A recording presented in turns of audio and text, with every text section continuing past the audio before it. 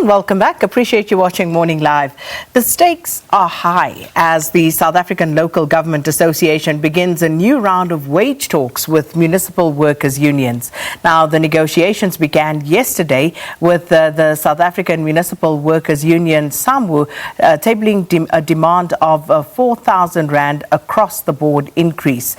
And SALGA, on the other hand, has tabled an offer of 2.8% wage increase and a proposal to freeze all benefits that are linked to remuneration for the 2021-2022 financial year. So before we get into an interview, let's just take a quick look at this report by SABC economics reporter Mbongeni Mutwa. The country's 257 municipalities at the coalface of service delivery to the country's citizens, from refuse collection to fixing roads and supplying water and electricity. Currently, the lowest paid municipal workers earn around 8,000 Rand a month.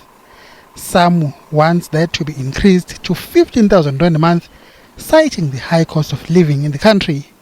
SALGA, on the other hand, has tabled an offer of a 2.8% wage increase. It says most municipalities in the country are cash-strapped due to the impact of the COVID-19 pandemic on the economy. It also says 111 municipalities are in a severe financial crisis and cannot make ends meet. It's pleading with the unions to be understanding and accept a wage freeze for the next 3 years. Analysts say the negotiations are a catch-22 situation for all involved. The national budget that we saw in February, a key success factor of that is the reining in of the public sector wage bill, which Finance Minister Tito Mboweni has promised at the markets. And to the extent that that does not happen, it has other implications for the broader economy. But also we know that at a local municipal level, that's where service delivery takes place. And if there is no money, for that, and a lot of it is going into salaries and wages, it just means, though, as a country, we can expect a lot more service delivery protests from the ordinary man in the street. But also, if the workers don't get what is a living wage, you could also have strikes coming through. And both those are not good for the economy going forward. The talks must be concluded in the next 2 months. The current wage agreement will come to an end at the end of June, and a new agreement must be in place from the 1st of July. Mbongeni Mutwa, SABC News, Johannesburg. So for more on this story, we're joined now by Dumisani Magagula, who is the Deputy General Secretary of the South African Municipal Workers Union. Mr. Magagula, thanks so much for joining us. I must also just indicate that SALGA declined our invitation to discuss the issue at this time. Thanks so much for your time, Mr. Magagula.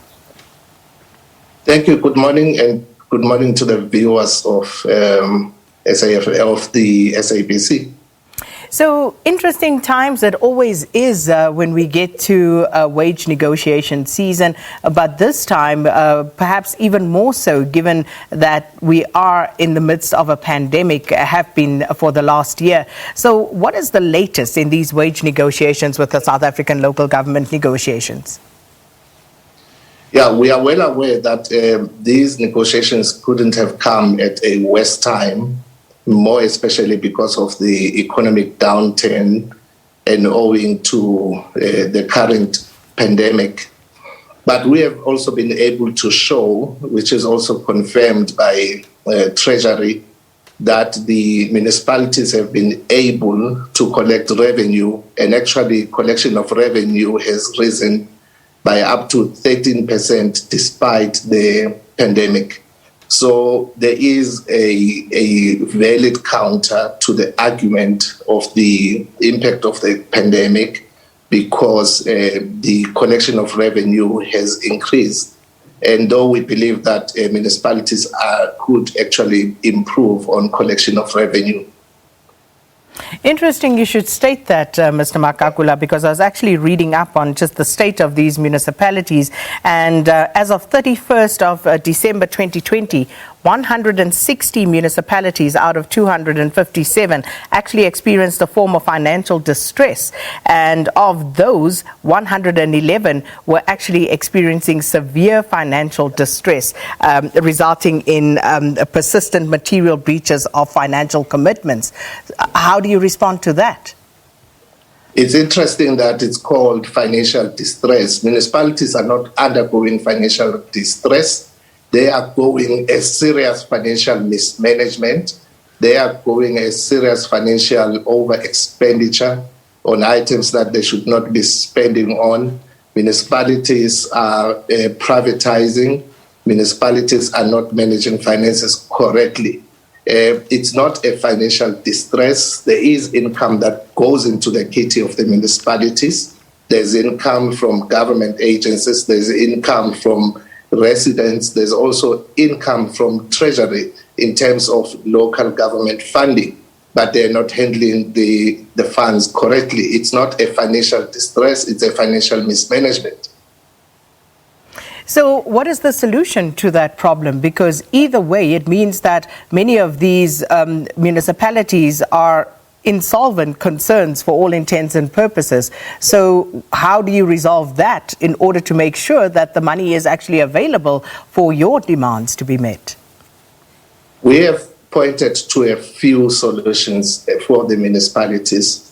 And number one in our list has been government agencies are owing 14 billion towards municipalities, but the total owing to municipalities is over 100 billion. And we are saying municipalities have no reason why they're not collecting revenue from government agencies. There is no reason why they're also not collecting revenue from businesses and also residents.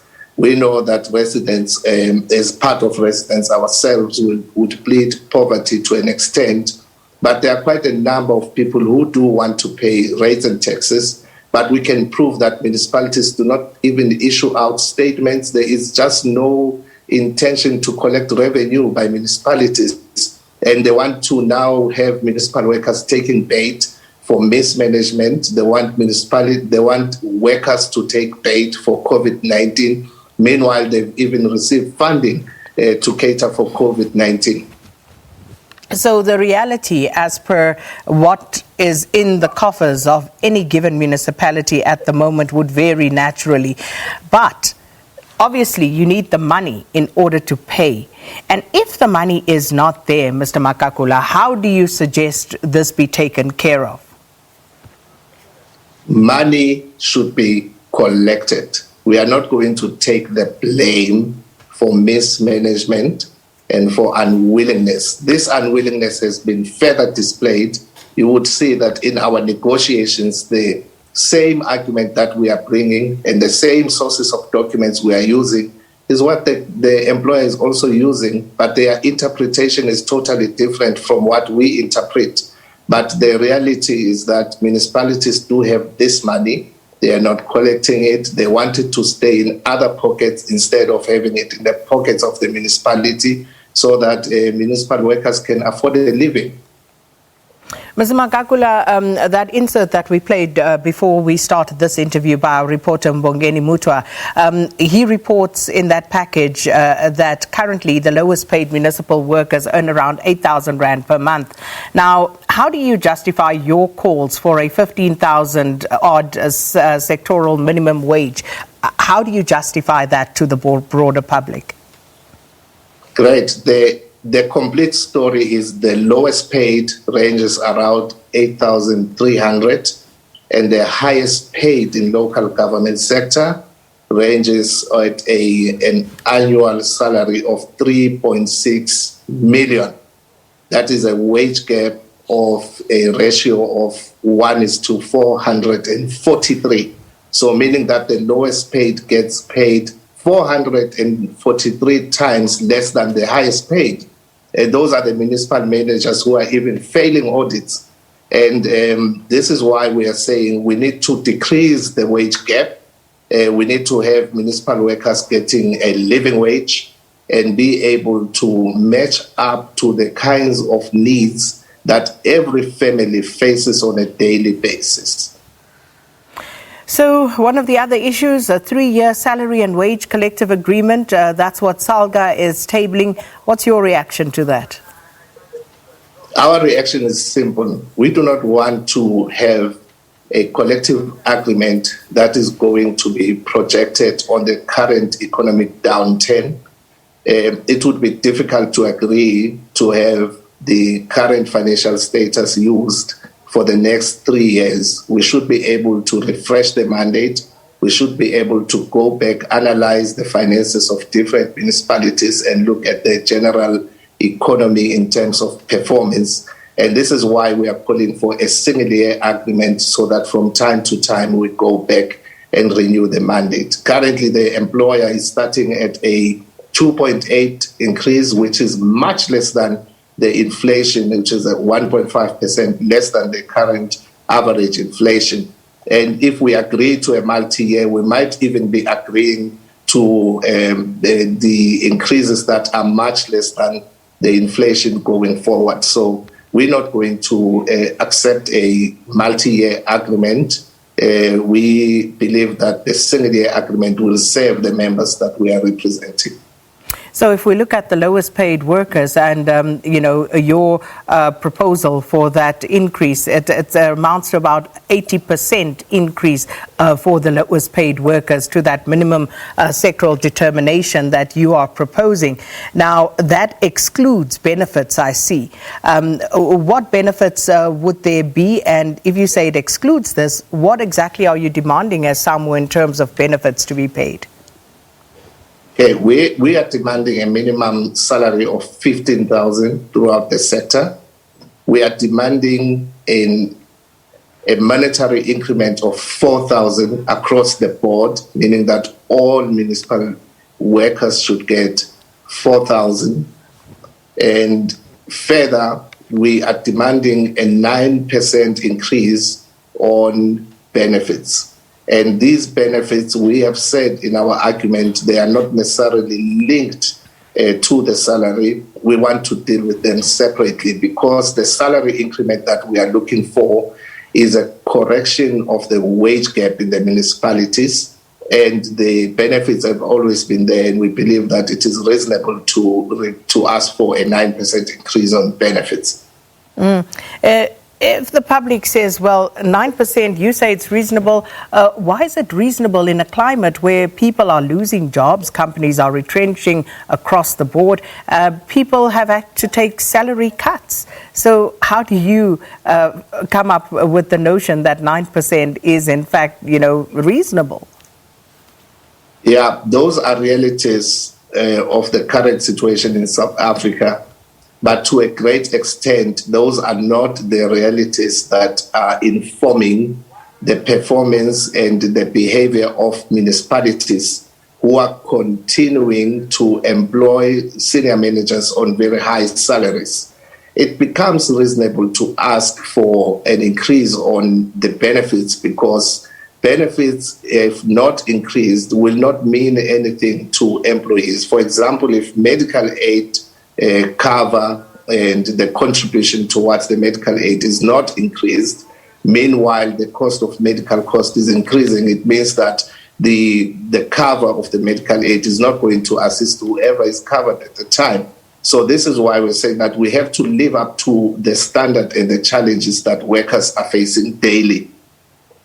Mr. Magagula, speaking of senior managers, according to your knowledge at this point, do you have any inkling as to what will happen to the salaries of senior managers and executives?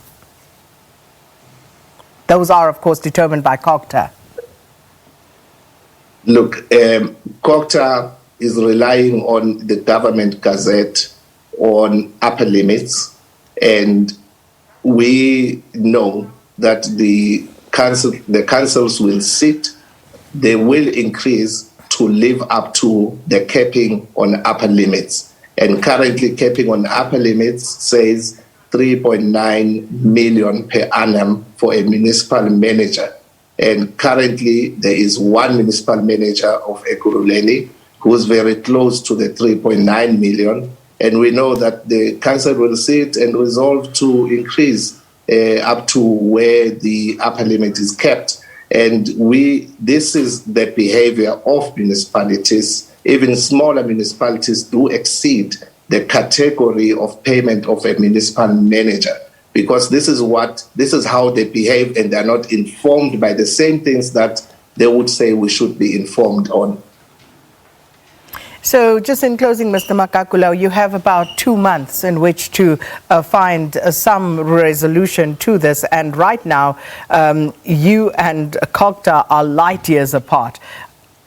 Are you confident that you may find common ground here? Yes, the correction is the employer is SALGA, not COGTA. SALGA, my apologies, SALGA, yes.